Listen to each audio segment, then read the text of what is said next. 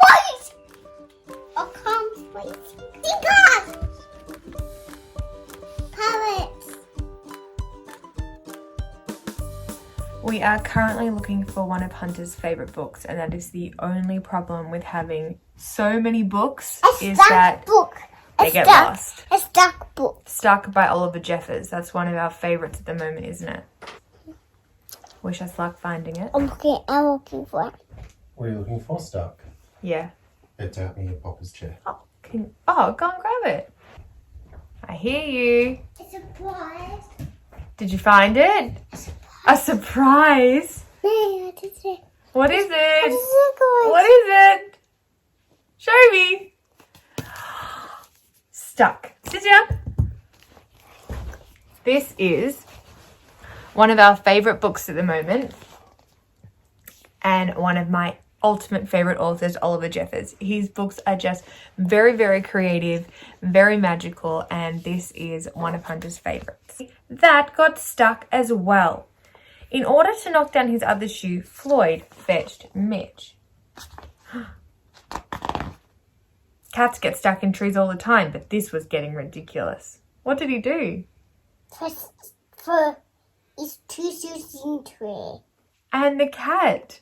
That's crazy. That's the cat couldn't get down. Books are the absolute key to creativity and sparking imagination, and they're places that kids can just escape to.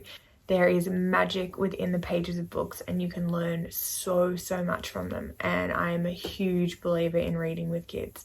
So we have a lot of books, and we read maybe 50 books a day, I reckon. Sometimes we just read and read and read, and he reads with Michael, and he reads with me, and he reads with Nan and Pop when we're here. We have books in the van as well, especially have a bookshelf in the van because it was so important that we had access to our books on the road, because they're a really big part of our daily routine.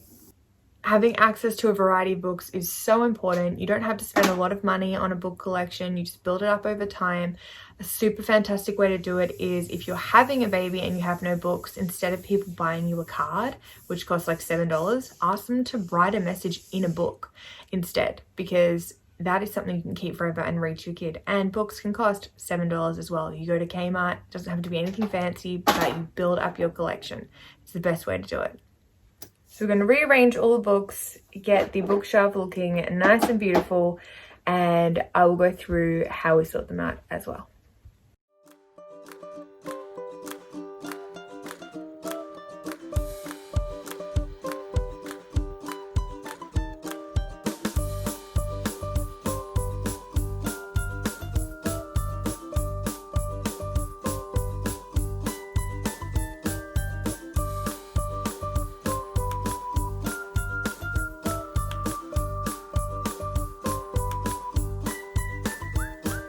Alright, so we have just organised all the books in Hunter's room.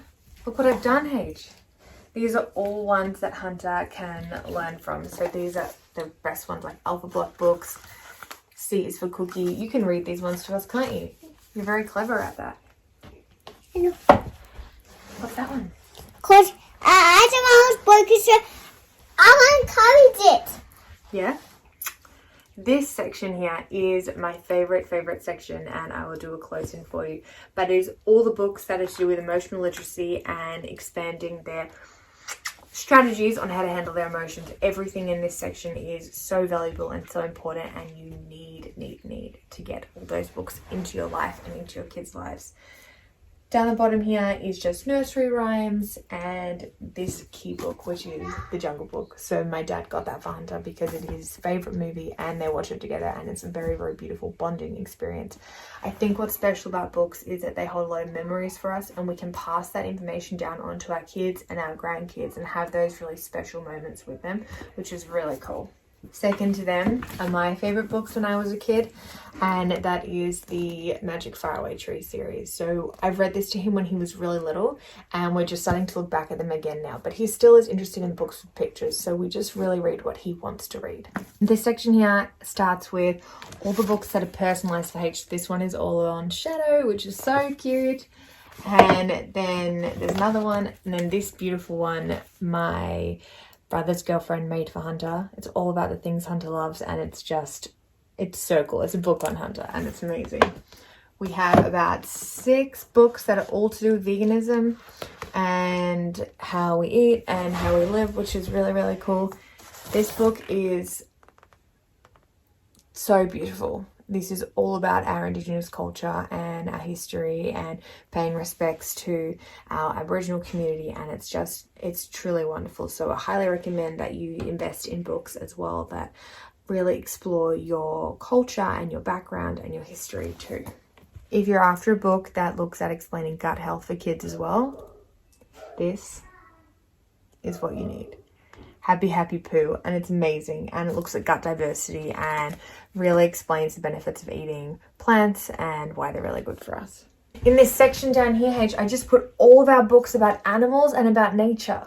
Mother Nature book. Oh, our Mother Nature book. This is such a stunning, stunning book. There once was a lady called Mother Nature. She lived in the mountains and she swam in the streams and she brewed all the colours that I saw in my dreams. My favourite page. She was tall and wide and had trees for her thighs, and she listened and listened to the skies and the tides. She could jump between mountains and turn waterfalls to fountains, and she could swim in the seas much deeper than me. It goes on, and it's stunning. Must have. The last 2 sections I organised by author because we've got a heap of Dr. Seuss books which are amazing for expanding their imagination and creativity with language. Really cool rhyming, nonsense words, a lot of fun. We have all the Cranky Bear books, so we've got all the Nick Bland books and we love, love, love reading them as well. Dr. Seuss books. Dr. Seuss books are down there. I also put all the Oliver Jeffers books down there because Hunter's really, really into them at the moment.